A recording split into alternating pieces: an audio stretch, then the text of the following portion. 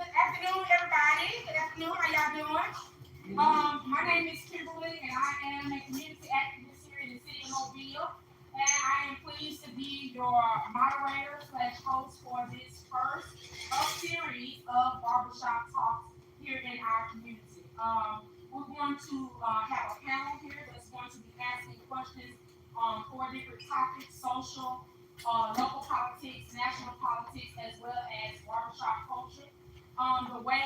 panel discussion will work is that we'll go in the order in which everyone is seated, and you'll have about a minute to answer each question. And if it's a question that you don't feel comfortable asking, you are able to say pass, like Family Feud, pass it, right? But you only get one pass. You can pass it anytime you want to. It's okay. But we want to make sure that we are able to engage our audience members in healthy discussion around the politics and social issues that are going on in our city. So I'm going to at this time introduce the panel, and y'all do I did a sign and say applause, right? Y'all like this one? Okay, y'all got it. Y'all know what to do. All right. So first on our real quick, everybody move to the front. Yeah. Said, please. Thanks.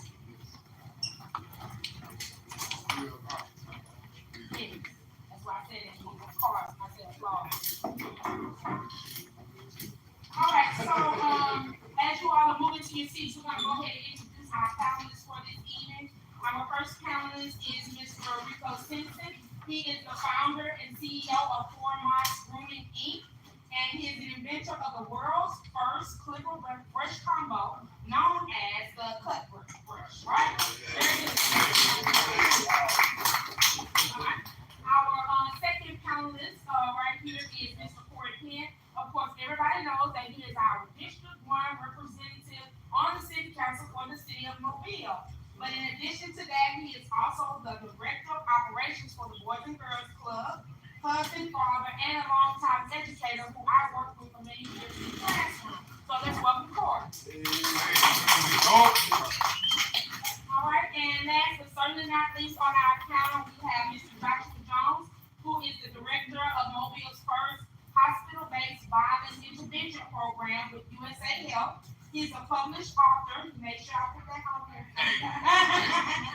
He's a published author. We're so proud of that. His book is Cease to Exist, Volume 1, Half the Person. I'm sure you can find information about that on his social media and wherever else that is available. So those are our panelists. Let's give them another round of applause. Because this is probably the last time they like us. Now what we're doing. These are the hot seats. When you ask you something down there, you're on a hot seat. Okay, everybody's trying to talk today. Everybody knows something. All right, so we're going to go forward with our questions. We have quite a few questions here that can be asked, but I won't be asking every question. I'm going to be working off the vibes. Okay, so I know we are vibing with this conversation because we want it to be an organic conversation like that which we would have in a barbershop, but more purposeful on the issues that we want to discuss today. So, our first question will go to you, Mr. Rico, and we're going to ask you an economic question. Okay? So the question is, and then the question is for all three of you, and then anybody else who wants to input, you'll be able to do so after the panel. So the question is, how do you think the Black community can harness our economic power in our community? I believe that when we work together more, there's a lot of violence, that we see, we do it great.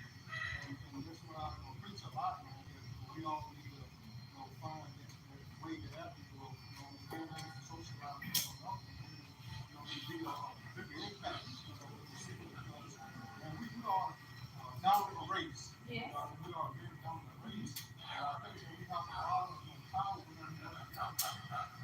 Really look at other communities, outside of the Black community, they work together. They can build, the wealth and build generational things that's passed down generation to generation. Okay. I think it's something that we can work on. Okay, so I'm understanding your answer is togetherness and generational what? Y'all agree, audience? Yeah. Okay, go make some generational. Okay, same question you for it and then you need to repeat. No, I agree with people. I think we need to come together. I was just having a conversation. Mayor Woodson in Birmingham, he had made a great statement. He was talking about how, from an economic standpoint, he was trying, of course, you look at the city of Mobile, Birmingham, right now the city of Mobile is the second largest city in the state of Alabama, right? So we give a lot of contracts. We got a civic center that we built, a $300 million civic center company, right? We got a $1 billion, $2.4 billion bridge that we're going to be breaking ground. How many black companies or minority companies are going to be touching that? Well, the problem is, and Mayor Woodford stated, is that a lot of the companies don't have the funding power to apply for these jobs. So to go back to what you were saying is, a lot of these companies need to join. You still have your private company, but then we need to also collab and create our own company so we can go over these bigger jobs. I think that's the problem, is that we're not working together and create those economic impacts so we can go for those particular contracts. And I'll say this even too. I think we got some churches that need to doggone come together. You know, it's just from every standpoint, everybody want to have ownership, but you got ownership of nothing. Why not come together and start saying, like, let's create a stronger impact by bringing our resources? You bring what you have, I bring what I have, and then we go for these contracts, we go for these opportunities, and now you can get these contracts, and now you can move up. So I totally agree. We got to move together as a unit. We bring in billions of dollars, but our community is seeing those billions of dollars. Right. So we spending it. We got the money. We just got to do it together. And so here's another thing that I think is really interesting, man. It's the black dollar. First off, if you look at other ethnicities and other cultures, their money circulates within their culture. It circulates within, their community. So if you think about the Asians, I'm probably wrong on like the dates that I'm saying, but they say that money stays within their community for, a couple of days, right? You think about the Jewish community, their money stays within theirs, probably a little bit longer than Asian, because honestly, the Jews, they control a lot of the economic power. But if you look at African Americans, it's a couple of hours. So it's almost the moment that we get money in our hands, we immediately go to another culture or another ethnicity and patronize them, right? And I'm not saying that to just support black businesses because they're black, but then again, I am saying, right? Support good black businesses, not just because they're black, but also because they're good businesses. Then also we have to build that economic power so that in turn, as we grow, we can be what Councilman Penn was just saying. We can be those big companies, those big organizations, right? And that collective impact is going to take being intentional, then also us developing quality products and services within our community, rather than just expecting people to support us just because we black as well. Okay, any thoughts from the audience? Any comments? Okay, y'all shy out there. So I know people I was teaching for a long time. I think that means they agree. They agree. They were like, hold up now. All right, so we just going to piggyback off the economic question. I have one more question to ask in that category. And this question is, if you had unlimited funds to invest, what would be your best financial investment for our community, and who would it impact the most? Unlimited funds. A pipe dream. Let's go. You first. Okay,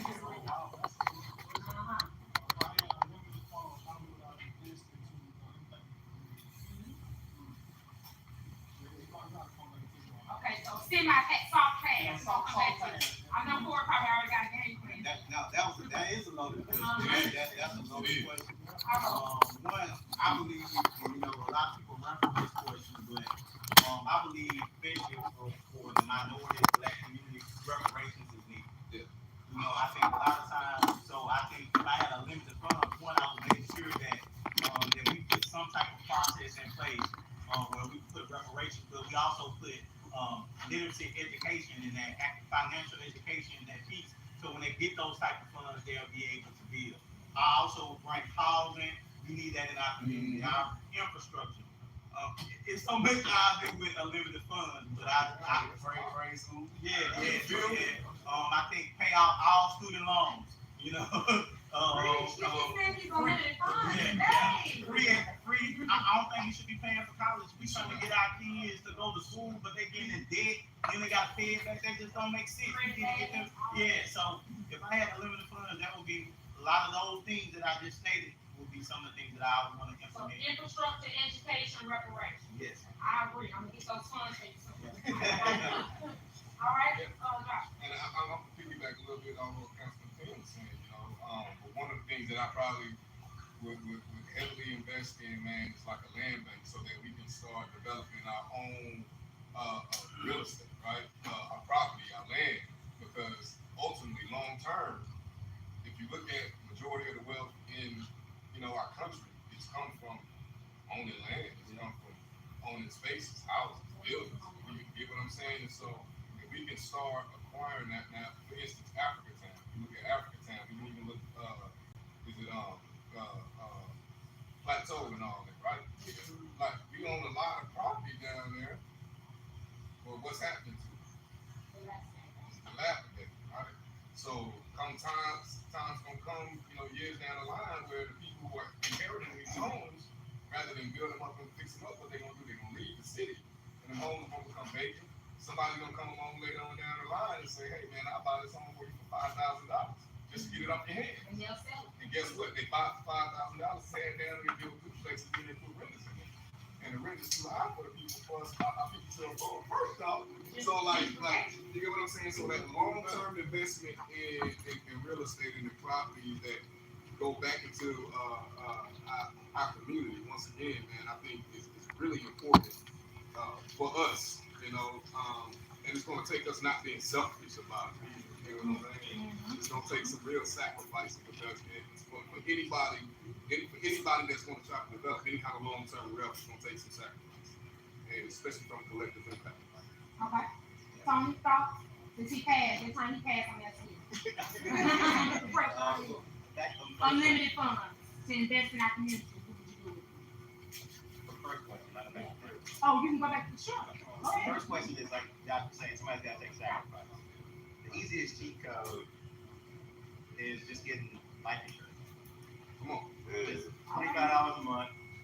When you die, your child has $500,000. $1 million. After that, like primary. Come on, man. What the primary supposed to say? Yeah, that's right. Yeah. It's their life insurance money. Now my child is not in the same situation as me when I pass. You're going to die. Everybody's going to die. So why not when I die, my child is set up just like the other races and things like that. It's just a simple cheat code. Literally $30 a month. You put it on auto pay, you're never going to see it. People can say they don't have it. You have it. You got it. You know what I'm saying? It is what it is. For me, unlimited funds, I'm with Josh. It's like land and creating your own. And that the land is just valuable. Creating business, but again, with land, it doesn't matter if you don't have dollars circulating. You can build a bunch of stuff, but if people don't have the money to go support those businesses, it doesn't really matter. So just education for me is like, I talk to Josh, I talk to Corey all the time about, Josh, same thing. I was in Africa Town literally Tuesday. I warned about those lots. Those lots are $5,000, but you got to educate people in the process where you just can't go to the city and say, here's $5,000. The big thing for me is education and telling people you can acquire this, you can get these lots, but we got to tell them how. But also, too, a lot of people you got to understand too. If you don't take no initiative, it is what it is. The resources are out there, and I think just giving these resources to our community is just going to build it up. Because you can go get multiple lots for $5,000, but the city's going to want to know what kind of house are you putting there, what square footage are you putting there, what's the plan. And I think a lot of times in our community, everybody has these ideas, but we don't develop a plan to make it happen. And so for me, it would just teach people how to create a plan to make it happen, and actually set an expectation to be accountable, and then move forward. So me, it's all about knowledge, all about education. This is what you can do, and once I tell you the plan, let's do it. Okay, good answer. Right there in the field, like you see Barber. All right, so any thoughts on that? You want to come back to maybe they cover? Okay. All right, so this next question. Oh, sure. Audience comment. I totally agree with everything that they said, but we also need to take into consideration of opening churches in the community. Because if you got a good church that's doing multiple stuff in the community, and it's free to the community, but it's not free from the church, because at the end of the day, somebody has the people. So if you partner with your church and you put your local community with it, then as long as everybody's saying the same thing, doing the same thing, Lord got the blessing. So he's gonna send places that you ain't even thought about, or put people in your path to help you along the way further down the line with this people. So that's a big thing that you cannot leave out of the church. Okay. And you can't leave God out either. There you go. Okay. All right. I have a question. Like, so how do we change the mindset, like, of the community? Start right up. Yeah. Because, the reason I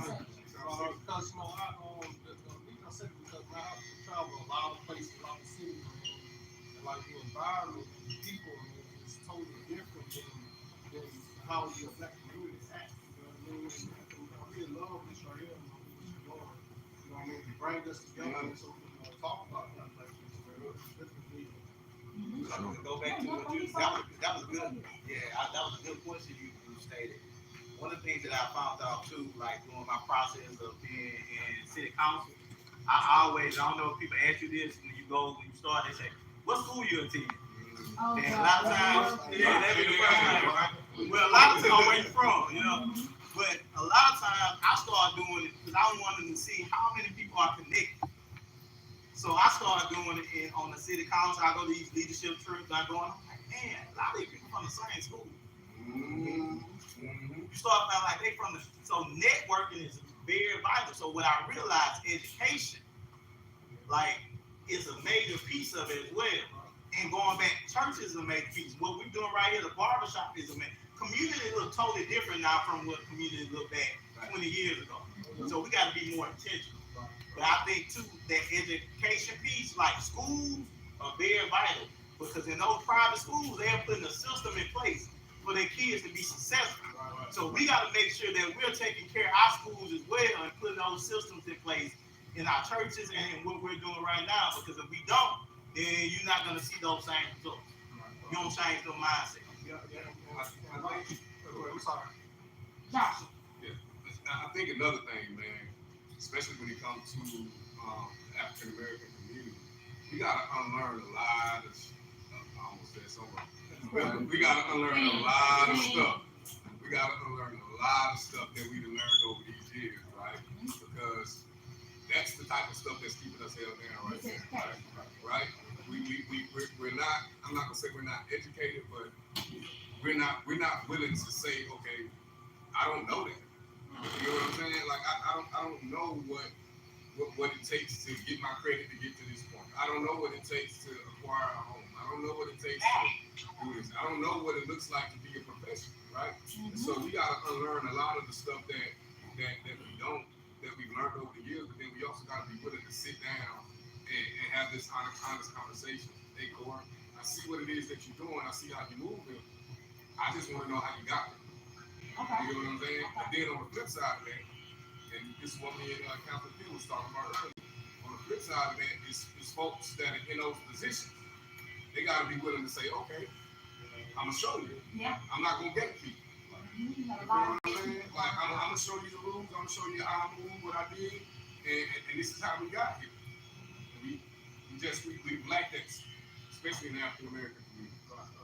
Okay. Hey, my thing is this, man. I'm real big on this. I'm sorry. That was a needed question. I wrote that.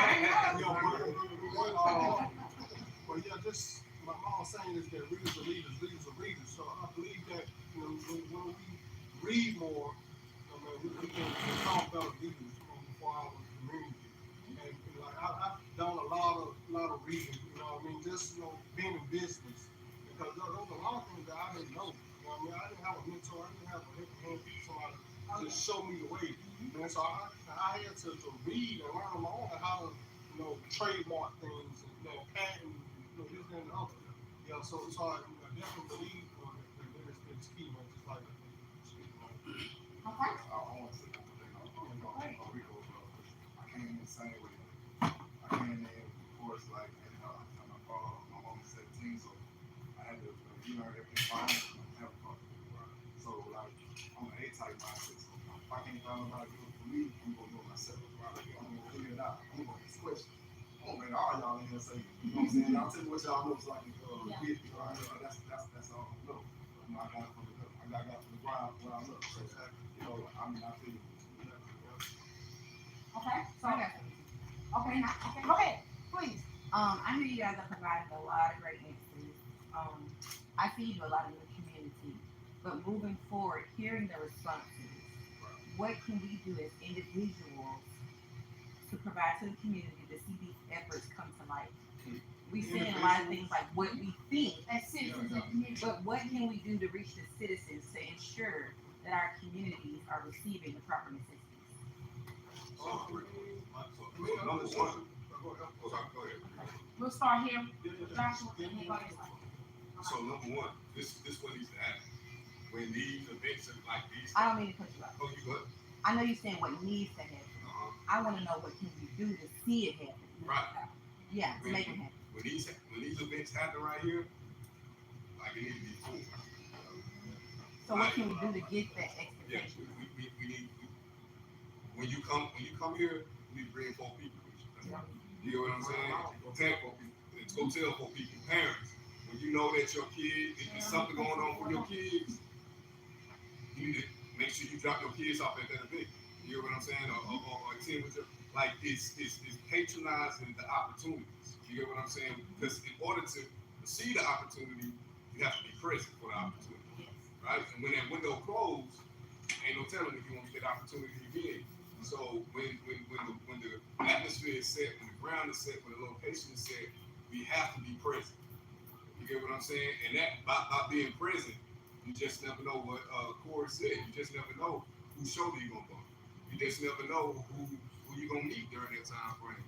So I think that's the easiest, probably the most simple approach to the issue is being present. You know what I'm saying? Patronizing the good opportunities, not just the all-class reunions. I know we rock with the all-class, right? Or the fish fry, but like that's fine. It's fine, but when there's information being spent, like we need to be present. And I think, We're gonna go this way and then thoughts for I totally agree. Engagement. Wherever area you located, you have to be engaged. So, let me give you an example. I didn't start here in the city council in politics. I mean, really, I didn't know. Like, I always wanted to get involved in politics, but my mom had me when she in high school. I came from a family that didn't have any money. My name is not known anywhere. So I had to build that up. But that wasn't my intention. Like, goal was like to build my name up. I just started serving wherever area I was at. So at my school, I was a teacher. I saw was a need for kids, like with guys that they didn't have fathers in their home. So I created the Chastain Elites. So now them kids, so I created moments wherever area that I was at. Wherever there's a need at, you create those moments. So if you at school and your kid, are you a part of the PTO, right? Are you serving at your church? Are you serving? If you just, I represent Kappa Alpha Psi. Are you just rep the letters? Are you a part of the community service project? So it's certain whatever you engaged at, you got to be actively engaged at. I go the right way. I was up at 6 o'clock in the morning picking up trash, cleaning my community. People like, why you up so early? Because I cared about my community. I wasn't planning on even running for office then, but that was in my district. And I won in my district. So you have to make that decision. Whatever area you engage at, be actively engaged at and work that area. So like what Fuchsia doing, he engaged in the barbershop. So what he created? And Tremaine, Barber Shop Talk. And all the guys and young ladies who participate, they create that engagement in the area that they at. So what I will tell anybody, be engaged in that area that you're located.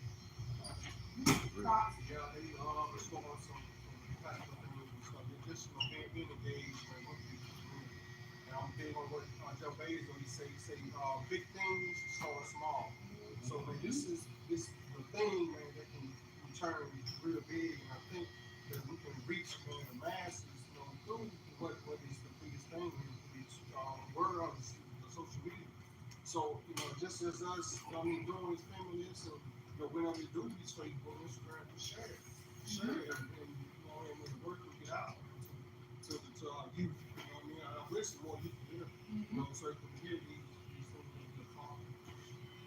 I want to comment and then I'm going to let you say something. To answer your question, one of my pastors always preached to us the time, talent, intent. So to piggyback on what Corey said, if we all take our time and our talent and dedicate it to the pursuit of what we want to see happen in our community, as well as our tip, meaning the money that it takes to support initiatives like Chest Family, for example, other youth organizations, community cleanups, things of that nature. I think if we employ those three, then we are, and we all do it together, because we talk about togetherness, that will put us as citizens in line to do or be recipients of the things that you mentioned or in our community. So I think that's very important. You had a comment? Yeah, but it's pretty much in line with what they were saying. Okay. But Okay. also social media. You know what I'm saying? Like that's very big everywhere. Like you tagging and posting everything up. Post about these events. You know what I'm saying? 'Cause 9 times out of 10, they in the barbershop. Mm-hmm. They, you know what I'm saying? Some people connected with stores, so they in the grocery store. It's ways for you to get your hand on these flyers. They were like Jermaine told me about. Like ain't no way that I'm not gonna pull up to something like this when I can pull up to everything else. Exactly. You see what I'm saying? So I feel like you should promote that stuff just like you promote everything else that you want to promote. Okay. But don't wait for it to be popular. Right. That's a lot. We do that a lot. That's the problem. Waiting on somebody. Yeah. Don't wait Who for are it to coming? be popular. You get what I'm saying? Do it because you really interested. You know what I'm saying? And then that's what's gonna make it popular.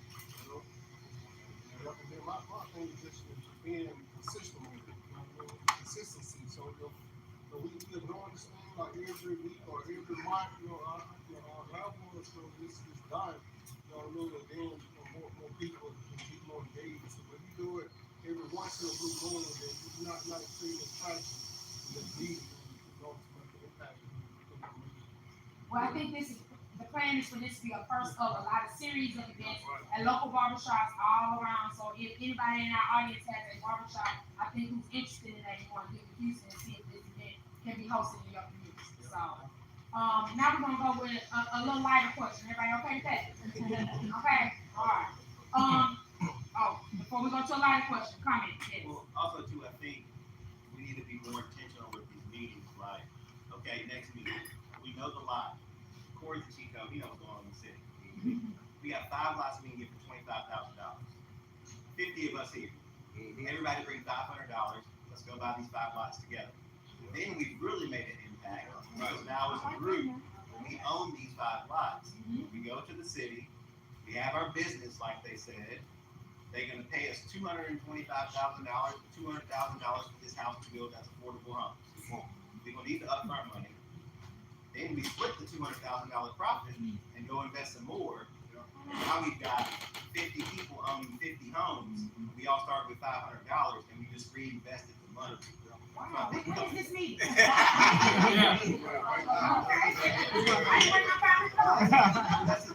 like the type of time that I do. When you say things like in the community, just because I do things in the community, it doesn't mean Tony's just getting back. I know what I'm doing in the community. I'm very, very methodical with things that I do in my partner. I don't just throw things at the wall. You know, senior scientists that are flying around the door every day based on the community, all the things that I do in the community. Even don't think about senior scientists' clothing. You bring up senior scientists, you think about, oh, Tony had 5,000 kids come to a short shot. Tony brought all these kids to top off. Tony's getting with the skateboard. So in the grand scheme of things, I should never have a day that I don't make a lot of money because you can easily see that Tony's pouring money back into the community. But it doesn't work like that. But in today's day, you have to show people. So the next meeting should say, okay, cool, this is what we got. We got this lot, this lot, this lot. Here's the map. If you want to put in on it, this is how much money you're going to need to put in on it. Let's go buy it. Then we got to create the steps. And then at that point, now we got 50 educated people where you're going to tell your 3 people, yo, you need to come here because now we got $1,500 instead of $500. And we can buy more lots and buy every lot in Africa Town and build this community up. So outside of just meeting, and I think that's what you were trying to get at. Exactly. Outside of just meetings, it's got to be a meeting with action. So the next meeting doesn't need to be us just talking about what we're gonna do. It should be like, and again, Corey is on the spot, this Corey's on the city council. But I know certain things too, like, okay, Tony, can we get this lot, where do you think it's this, where do you think it's this?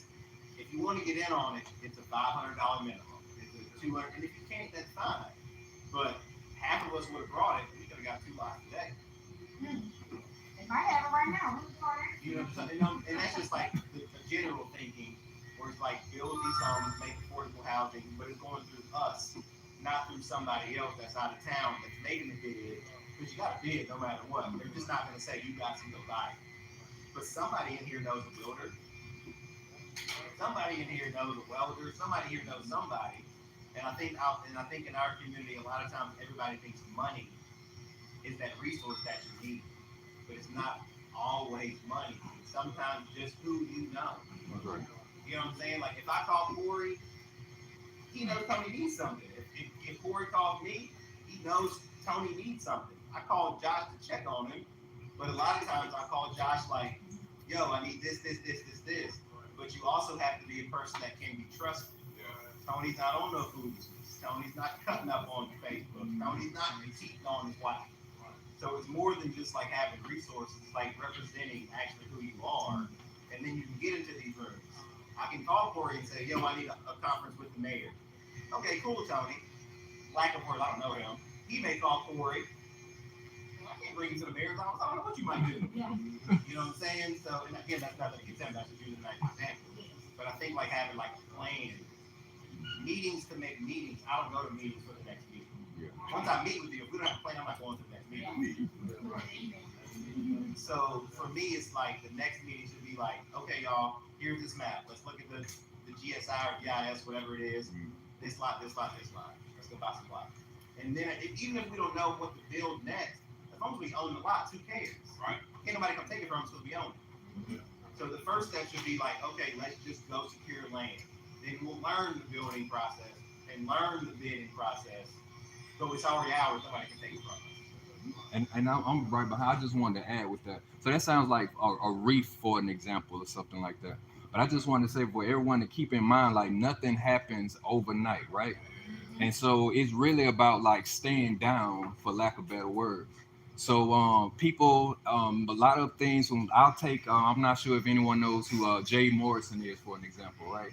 But like he started one of the first largest black-owned reefs, basically in America, and there's a lot of backlash he's taking right now. A lot of things I don't understand because I'm not directly in it, but I just want to say sometimes as people, when you're not educated on things, sometimes it can look like something bad are happening, or this person is messing up, or he is slandering people, or he is taking money. But it's really about educating ourselves, like we were saying earlier, and knowing that a lot of things start with what you would say like a misunderstanding, so to say. So if everyone just be patient, like you said, the next meeting should be a meeting of this is the plan of action. And as we go along, things, take time and stuff like that. But everybody just stay patient, know that God at the end of the day, whether that's who you believe in or not, is in control. Everybody just stay focused and stay diligent, just stay down with the plan and we can make some stuff happen. I like what he did because he used it as an example of present day, and I want to do the same thing, right? Herman Williams, if y'all ever get a chance, y'all need to read the book Building Atlanta, right? And so we are familiar with the civil rights movement, right? We also are familiar that the civil rights movement took a lot of money. It took some major money because for people to get transported to and from, get bailed out of jail, you get what I'm saying? Medical bills, like all of this stuff. It took a lot of money. Who was funding that money? If you look at this guy Herman, I think it's Herman J. Williams. He was this millionaire out of Atlanta. Essentially, he built modern day Atlanta, right? From ground up. It's going to take efforts like that. People that are willing to put resources, relationships, connections on the line for the individuals that need it the most so that we can take advantage of it and move ourselves forward, right? Like I said, it didn't happen overnight. It's not going to happen overnight, but it is going. The relationships that we have, like it's going to come a point where it's going to say, hey, Corey, I don't know what you can do for me today. I don't know. But a year from now, I may need you. Yeah. And a year from now, when I need you, I just need you to come through. And vice versa, And so we got to be willing to provide that and be that for each other. You get what I'm saying? Like, that's what it's going to really take. Yeah. So how do we put the leaders in place? We have a board, like who's going to be the director of this entire thing in order to make this thing work? To piggyback on that comment, I got a question and then I can go forward. Everybody in the room knows that as of next year, Sandy Spencer will no longer be running for the mayor of Mobile. Decided not to run in the next election. So who do we think is next? Who's next? Answers, thoughts? No passes. Good question. You first. Okay, you gonna pass? We just want you.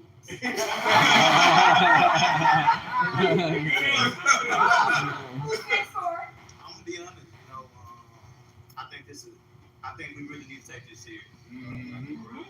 I have, when he announced, people don't understand how much money it takes to run for mayor. To run for mayor, it costs about $1 million. To run for mayor, I don't think the minority, the black community, we're the majority in the city of Mobile. The majority in the city of Mobile, we don't need $1 million to win. We just need both. It's simple as that.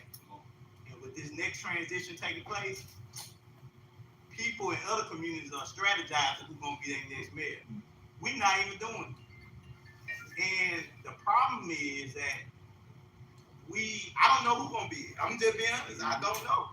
I think a lot of people are going to throw their name in the race because they think it's an opportunity where that shouldn't be the case. I think we should, as a community, come together and say, and talk about it and say, look, guys, I think it need to be a serious meeting and say, guys, what do we want to see in our community? And who is going to lead our city going forward? This is going to be a game changer. It's nothing I'm trying to scare people, but this is going to be a game changer. The next mayor of the city of Mobile, we're the second largest city in the state of Alabama. The amount of finances that coming through this city is blowing away. If we have somebody who represents our community properly, will change the narrative of your kids and your grandkids. So all I'm saying is we got to be more serious. I don't know who's going to be that person, but we need to focus and strategize and say, we're not just going to let anybody get in this seat. Yeah. But we're going to be a part of it because if we have the votes, we the majority. Just want to let you know that. We the majority in this city. Is that a position that you're interested in? So for me, I'm focused on the council right now. I haven't thought about it, the mayorship, because that wasn't my plan. I was focused on the council. So I have never thought about in this moment going forward to run for mayor.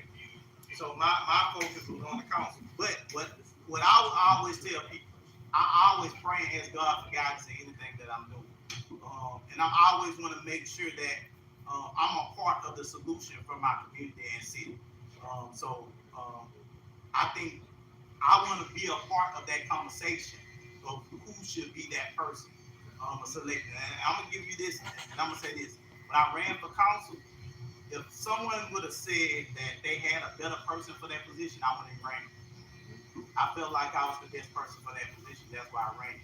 And if we would have collectively, I told the leaders at the time in that district, if they would have said before I even announced that we want to go with Rico, all of us going to go with him, I would have even ran. Because I respected so much other people. Why would I run to go against what the people want? So I think we need to strategize and be focused on it. I mean, I don't know if there's much more to add on top of that. The question is who's next? You get what I'm saying? Who's next? Yeah. So what about people under the mayor? You get what I'm saying? Like, city council, stuff like that. People don't know the vote. They don't dig into that information about like who the city should do in certain areas. They don't know. So you have 7 council members, you have state representatives, you have county commissioners that probably might throw their name in the race.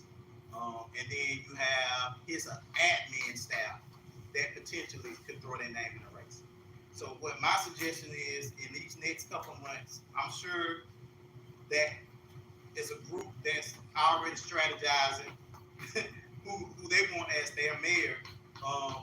Pay attention, and if that's not the person you want, then you need to make sure that we collectively come together and say, okay, this is not who we want as our mayor, and we're gonna get behind it. And you have to financially, you need that, but it's gonna be challenging to try to raise $1 million in 10 months. But again, you don't need $1 million if you got your voice. If everybody's saying the same thing and saying this is our candidate, and you bring your cousin, you bring your family member out, and you realize that the mayor is the person that puts the budget out, our $330 million budget out, and say where money is going in our community, then you'll realize how powerful that is. And you'll say, okay, we need to make a decision. But to knock that out, I think as a community, we shouldn't be asking who next. We should already know who next. Right. So we're behind, and that's the problem. So going forward, I think right now, what we need to start doing is preparing our leaders. We should already know who's going to be our state senators, who are our county commissioners. I'm the youngest person, probably in our elected majority. I think till Shamar Figures become our next Congress person. So till he comes the next heat, and he'll be right under me. We 1 year apart. He'll be that the youngest then. But after that, everybody is sick. They see who next with that. So we need to start preparing our next leaders. And these groups, and more groups like this are the ones that's going to dictate who those leaders are. Like I was having a conversation with Councilman Penn. It's like what needs to happen right now is we come up with our bottom line. This is our bottom line. This is what we're gonna get behind. These are the things that we feel that are pertinent for our community, and the things that we're looking for out of our leader. Do you fit the bill? And if you don't fit the bill, we're gonna find somebody that does fit the bill, and we're gonna get behind that person. But here's what we also gonna dictate to them.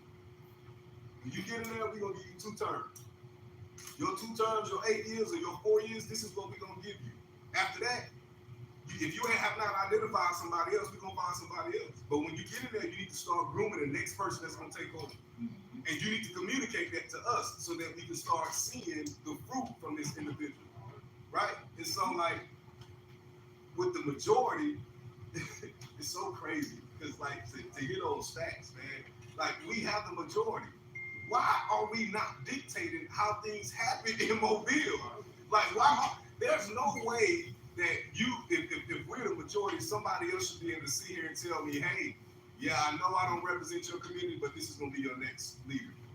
There's no way you should be able to tell me that without me feeling like, hold on, that don't sound right? No, we get to choose. So like it's crowds like this, it's communities like this, and this population, we should be the ones dictating, like exactly what he said. Like, oh yeah, 4 years for you. You going to council one, you going over here. This is like that's how what it should look like. This is why I feel like the reason that we don't know who will be the next person is, 1, we're not asking no questions. We just rolling with it. 2, we got too much pride to get together to try to let me help you and you help me. You know what I'm saying? Because now it's like you almost feel like I don't want nobody to feel like I need that type of stuff. And it always results back to pride. Like a lot of black people, men and women, they will do what they gotta do before they go ask such and such for some help. Because they pride that on. If you can move your pride out the way, ain't no telling what we can get together. Thoughts, Tom? For me, I vote on like not what you're going to do, but have you done it. So like I don't ever vote for somebody that's like, I'm going to do this in the community. Right. So all of a sudden you're just going to change the person. Yeah. If I say if Tony ran for mayor, which I'm not, my wife would do, I'll let you know. My pick would be, well, I care about the community. I've done this, I've done this, I've done this. If Corey says I'm running for mayor, I can go back and look at his track record. If this guy, again, he can sit next to me, oh, I'm going to do this and do this and do this, well, why haven't you done it? Right. The weirdest thing is seeing a politician say, I'm going to do this in the community, and they don't win, they don't do it. Right. So for me, it's like you got to have the next person up in line to show this is what I have done, because our community don't trust nobody. Definitely not us. I can tell you how many times football players that came to Mobile. I've got 100 acres in West Mobile. Today, I literally sent an email about 200 more acres. Hey, bro, you want to get in on this? Nah, bro. I just saw you in the club last weekend. I know you spent $20,000. I just saw you in the club last weekend. I've been with the football players. I've seen the football players on Mobile spend $26,000 in the casino in 3 minutes. Like they're playing with money none of us have never seen before. And I'm telling you, yo, I don't want your money. I'm just trying to get you some money. Yeah. I sent an email about myself today. But I think a lot of times for us, we're a show community, and so we have to like come together and show people. It's a lot of talking, but until again, like us, we come together and say, hey, this is our mayor. Here's next in line. They did this. They did this. That's the only way it's gonna work. Because again, especially nowadays, these kids want to think it's a show. You got to show them. Everybody's is fast cash. Everybody's like instant gratification. And so for us, I think we just have to like create who's next in line, who's going to be behind them, and then we also too have to decide what are we basing this on? Is it money? Is it community? Is it this? Because somebody's going to say, well, they didn't do what they said they were going to do unless we established what we said we were going to do. I'm like super big on accountability. I never ever fired anybody if I didn't train them to do the job. Right. Because that's unfair to that person. So we have to like, okay, cool. We're gonna put Corey in the mix. Corey, this is what we want. In 8 years, if you didn't do the job, Corey, I probably can't pick the man that you put behind you because if you ain't do it, you're probably not gonna do it. So I think the big thing for us in the community is to hold people accountable and be realistic and just say, this is what we want, this is what we need. At the end of the day, I'm gonna build economic gap. I'm from a third world country. I'm from Jamaica. What I've seen in the African American community when I got here is there's no unity. Our culture, when we got here, like from Jamaica, we know exactly what we stand for. I don't care where we go. We know who we are. Here, we don't know who we are. We have to be taught who we are and let somebody tell us who we are. We are who we are. We have a culture. We have something that runs within us that is from generational. I know who I am as a Jamaican. When I got here in the United States, I had to find my black sister. It's hard. I don't like you because you're not from here. We have to teach in our community who you are as a person, no matter what it is, as a different country coming in, we're all black people. So it's important for us at home as parents to teach our kids, this is who you are. Don't let no one take away who you are, and don't become somebody else who you're not. So politics is important. Yes, go ahead. That's what she said to the Buddha thing. I'm a big believer of teaching our kids and people around our Barber Shop Talk, my name is Ryan Martin, my own favorite brand. But financial literacy is a big part. And I felt like growing up was a big gap in my era growing up, and I had to learn. But I do thank God for me, dealing with people in the community to lead me to credit unions and take and me understand the difference. CPA for tax strategies, for somebody strategizing with tax. I think that's a big part of the important to the community. Going off, I don't know, but can you explain like working like find these people to see what they do in the community of issues? How do we go? So it's when you say find people like who, Like the issue and like what they're doing, like what's the cast all over. yeah. So one of the things when that time comes or whoever throw their name in the race, I mean, regardless about the mayor, we also have council races. So we're gonna have those races going on as well. Every 7 council districts. Joe Daves, who represents 5, he is not running, so that's another seat that's gonna be open in District 5. So for me, what you have to do is you have to go and actually see what they're standing on and what they're doing in that community. That could be from websites that they're posting, and that can also be from actually kind of verifying. Everybody know each other around this, like connecting with people who they, reach out and see if they know that person and see if they're really something that they're doing in the community, if they actually engage in the things that they're saying. And then too, pay attention to who around, who's showing up. I always tell people all the time, I'm very accessible. You see me in my district, I'm at the football game, I'm at the Dollar Church, I'm if I could be there, my wife said, look, you too many places. Calm down. But I'm very accessible. Watch to see if the people are they actively engaged in their community. So I think that's a piece as well. City council meetings on Tuesdays. So we have a pre-council at 9:30, and then me at 9 o'clock, and then our meetings at 10. And we have our city council meetings on YouTube. YouTube. That's correct. So if you want to know what they're actually doing, just go look at it on YouTube. It's called the city council meetings. And all our agendas are online. Same thing with county commissioners, as well as your state representative or school board commissioners. All that information is online. You can go look at their agendas. You can look at their contracts. All that's public record. So you pull all the information up. Right. I want to steer the conversation in a different direction to talk about barbershop culture because we are in a barbershop and we want to make sure that we address some of the cultural issues surrounding the barbershop. So I have a question, and I promise you, you're gonna have some questions that definitely hit your strong suit. So this one is for you. Starting. The question is, how can, as a barber, how can you all be more intentional in your business practices in the industry? Repeat your question one more time. No, let me ask it again. All right.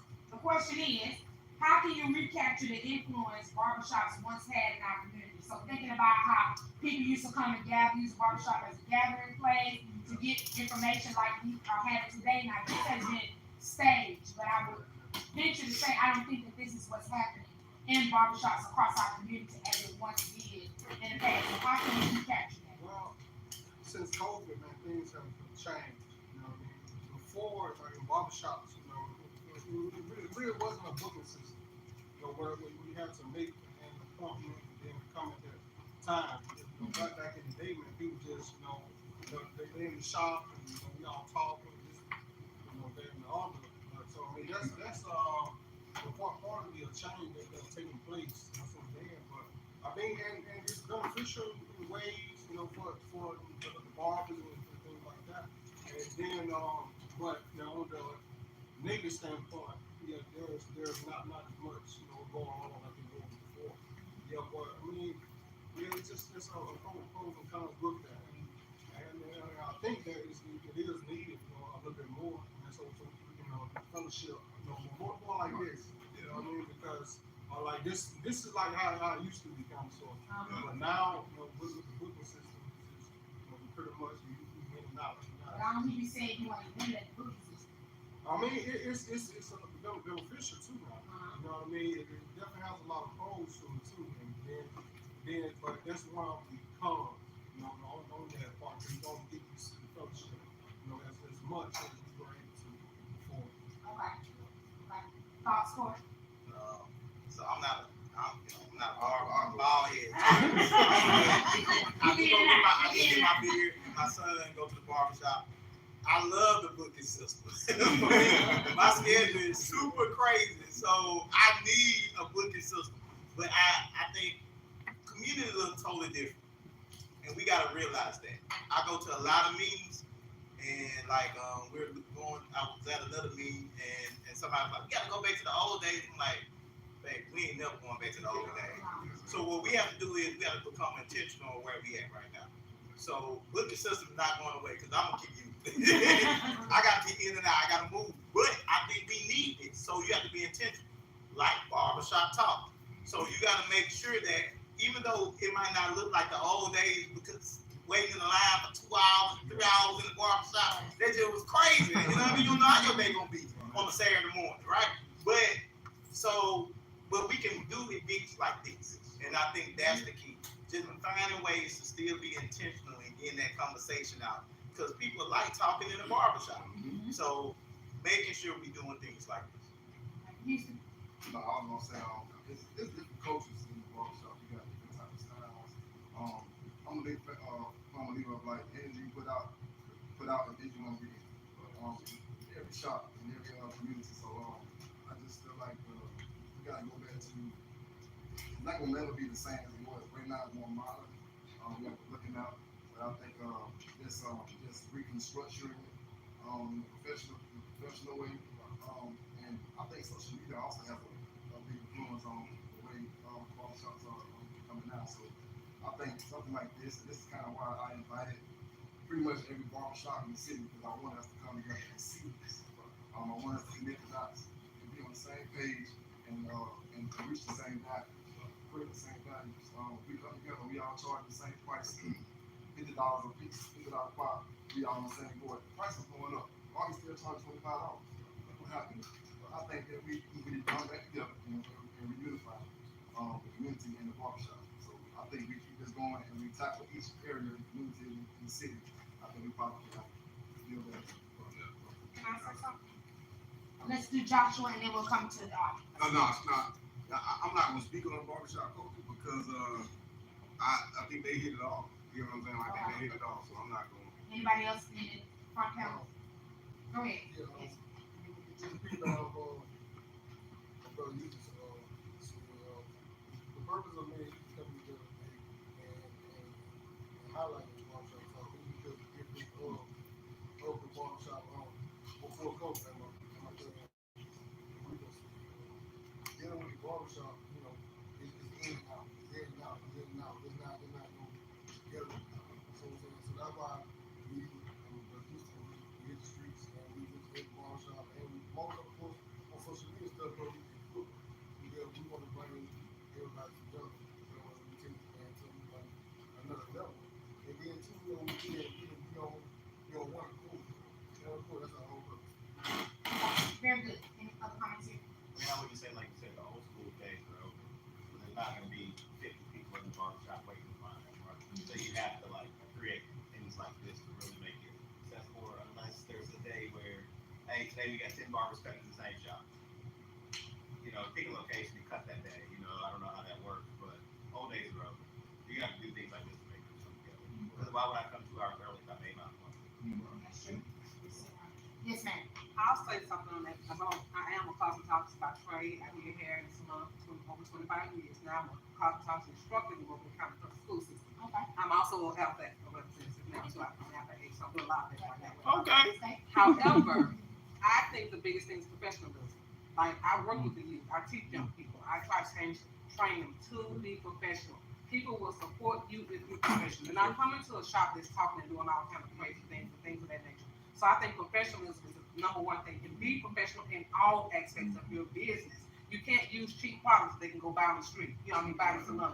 You need to support black-owned business with their own products and things like that they just can't go pick up in the Dollar Tree. Does that make Dollar General or something like that? They're not going to give you $50 for that or $65, but they can go buy it themselves.